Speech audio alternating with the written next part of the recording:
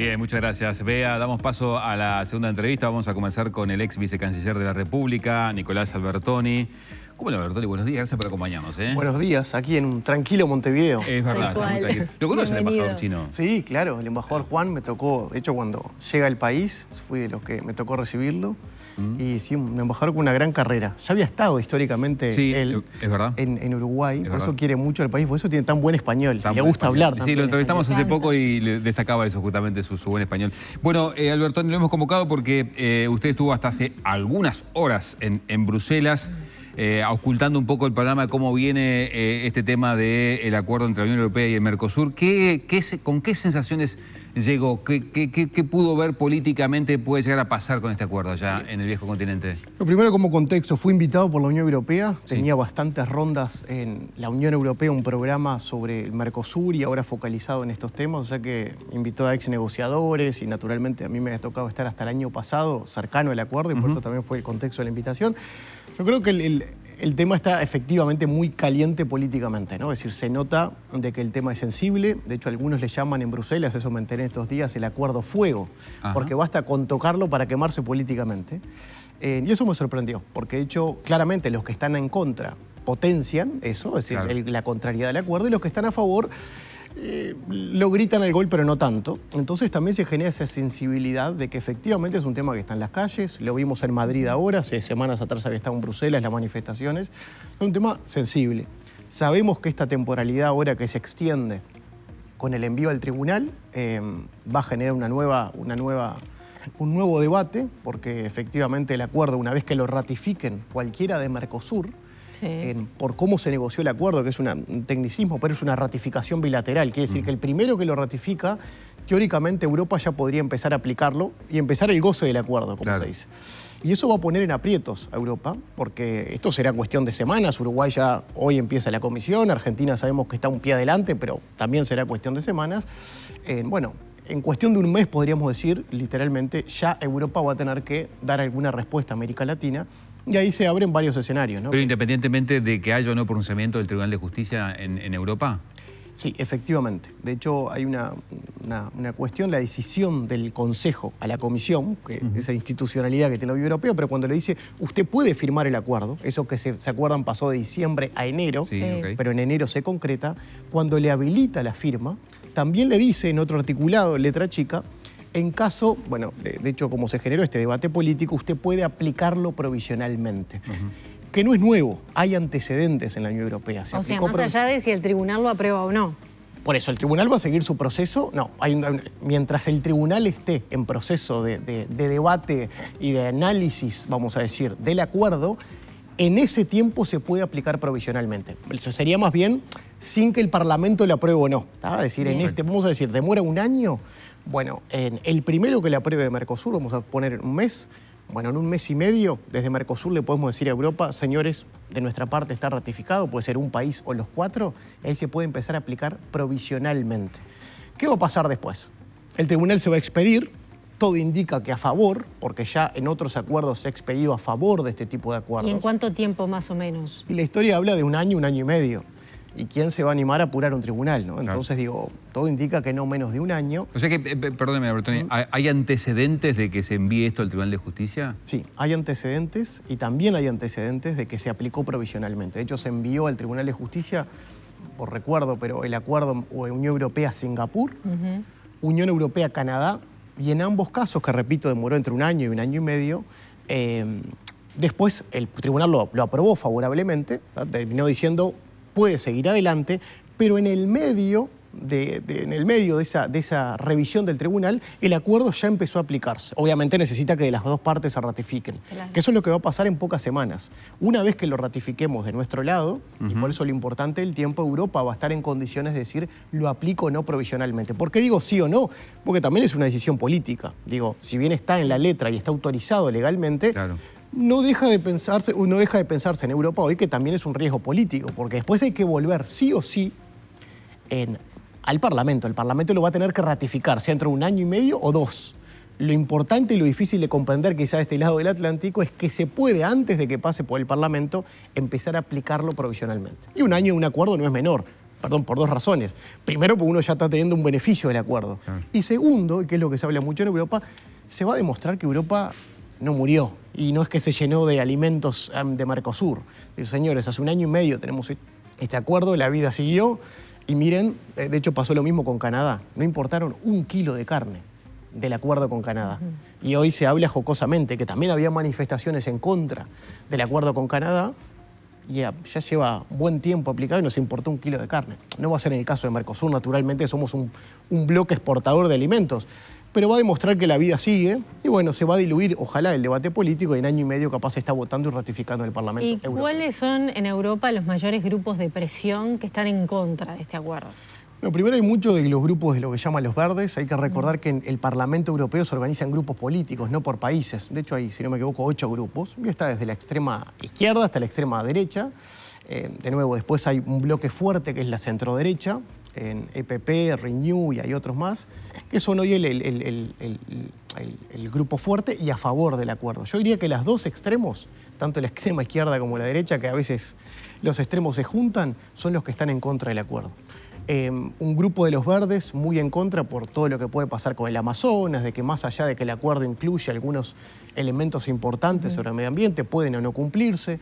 También incertidumbre sobre lo que pueda pasar en Brasil a partir de octubre, que hay elecciones presidenciales en Brasil, cosa que nos olvidamos a veces este octubre, que puede cambiar también la realidad.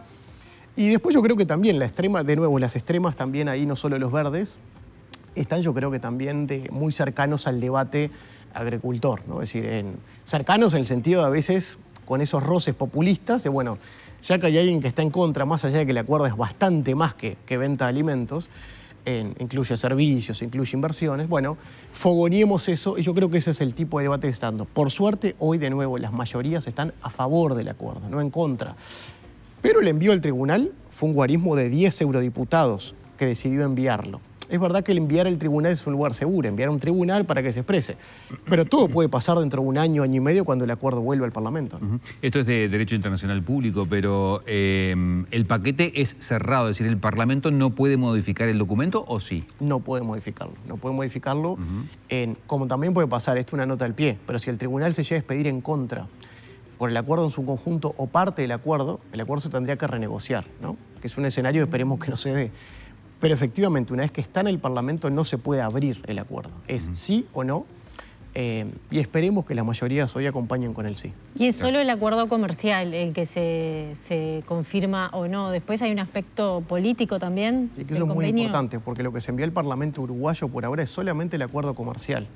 Hay un tecnicismo ahí que está el ITA, que es el acuerdo temporal de comercio, y después el EMPA, que es el comercio más 2 capítulos más, cooperación y política. Bien. Pero en cooperación no es menor, hay becas, hay cosas que pueden cambiar las realidades de universidades, hay un dinamismo muy importante, pero tiene la característica, el de cooperación y política, que en su gran mayoría de lo que se negoció tiene que ratificarse en todos los parlamentos nacionales.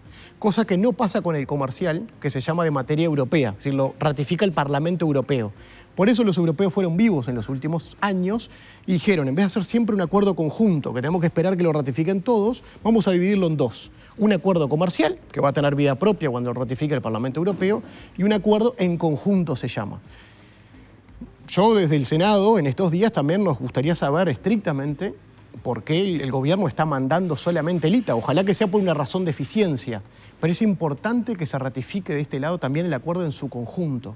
¿Por qué? Porque se prevé del lado europeo que una vez que está ratificado por parte de Mercosur el acuerdo en su conjunto, también puede pasar a aplicarse provisionalmente el acuerdo en su conjunto. Créanme que es muy raro entender que puede aplicarse provisionalmente algo que después va a tener que pasar por los parlamentos nacionales. Sí, a los efectos nuestros, lo que le interesa hoy a doña María, capaz está mirando la tele, capaz que un nieto de universidad, si mañana entra este acuerdo en la vigencia provisional, puede mañana ser beneficiario de una beca para viajar a Europa. Entonces tenemos que ratificarlo y a buen tiempo de este lado. Claro, no solamente lo comercial. No solamente lo comercial, que es lo que se envió al Parlamento, entiendo que por razones de eficiencia, porque repito, certificar el acuerdo en su conjunto, ¿se acuerdan que estamos esperando de Paraguay en estos días? Es diferente certificarlo una parte que todo el acuerdo en su conjunto, estamos hablando de bastante más hojas.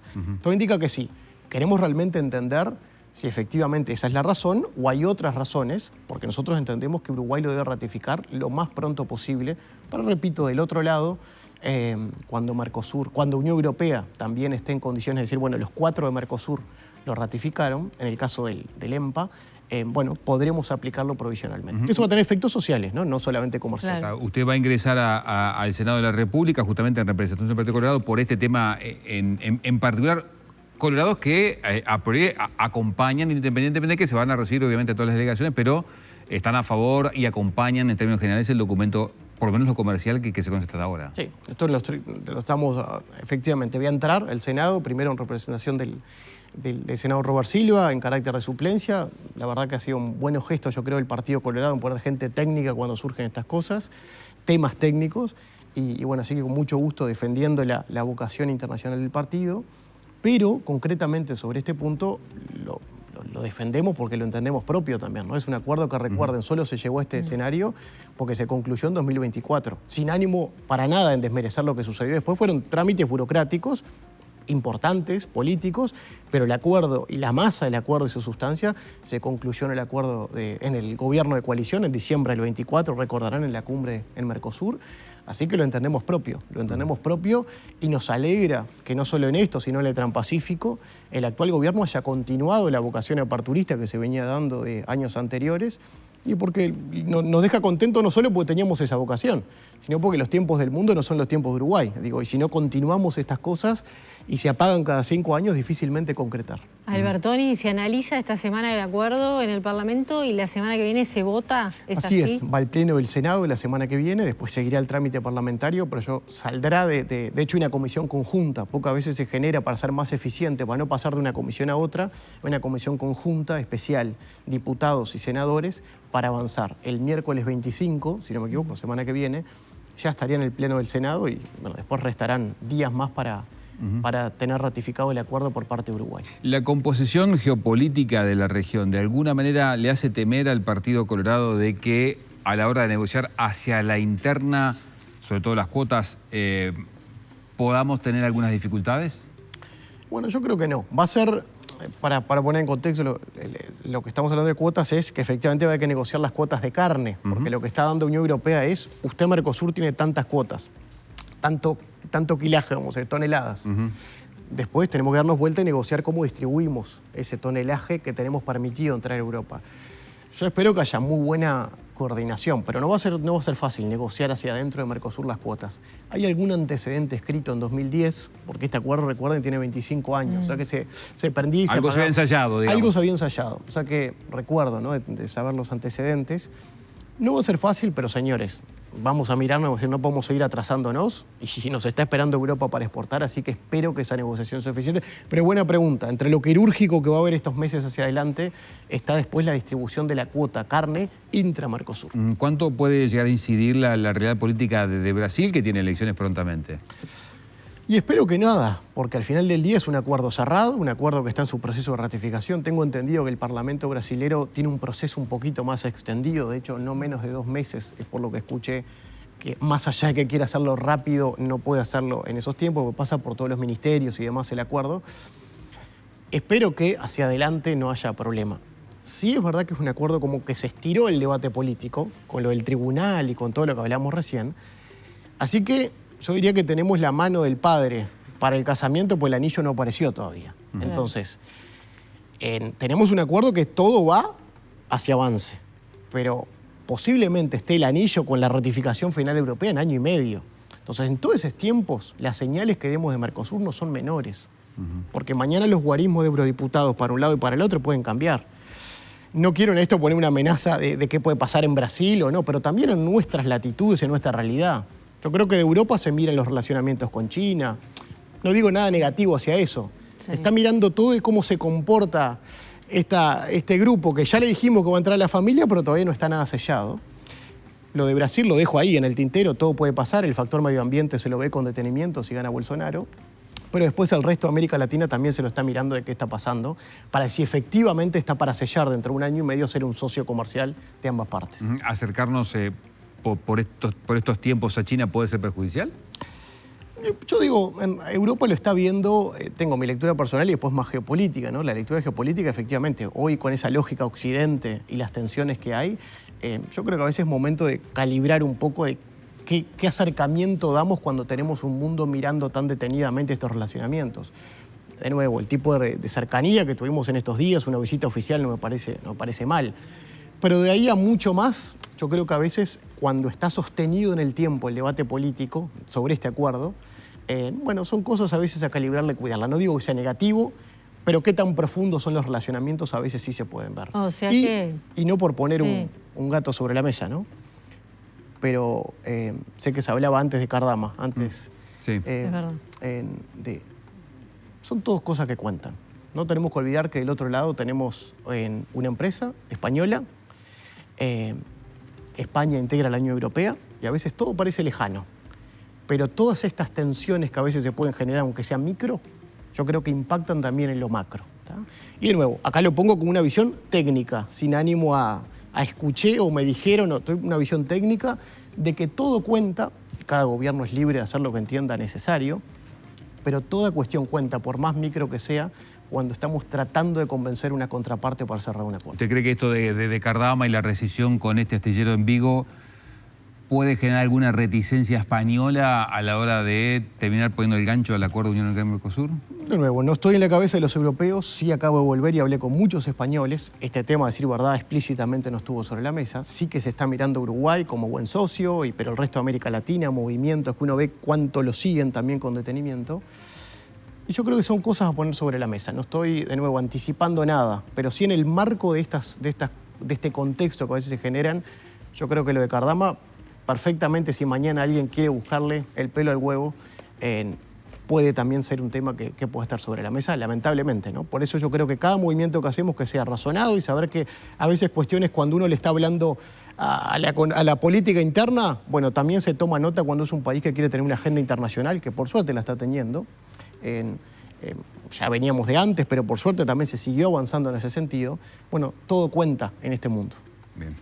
Nicolás Albertoni, le agradecemos muy especialmente que haya venido hasta acá. Y bueno, ¿y mañana en el Senado entonces? Así es, y hoy con acompañante. Sí, le contamos a nuestros televidentes que Nicolás Albertoni, claro, Carnaval está con su pequeña... ¿Cuánto tiene? Y Jacinta tiene 4 años. 4 años, allí está. Y la verdad que...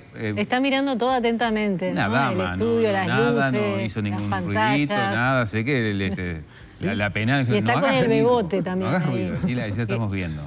Que lo trajo para mostrarle todo el estudio al Así es, bebote. tal cual, tal cual. Bueno, Albertoni, muchas gracias. Gracias a ustedes.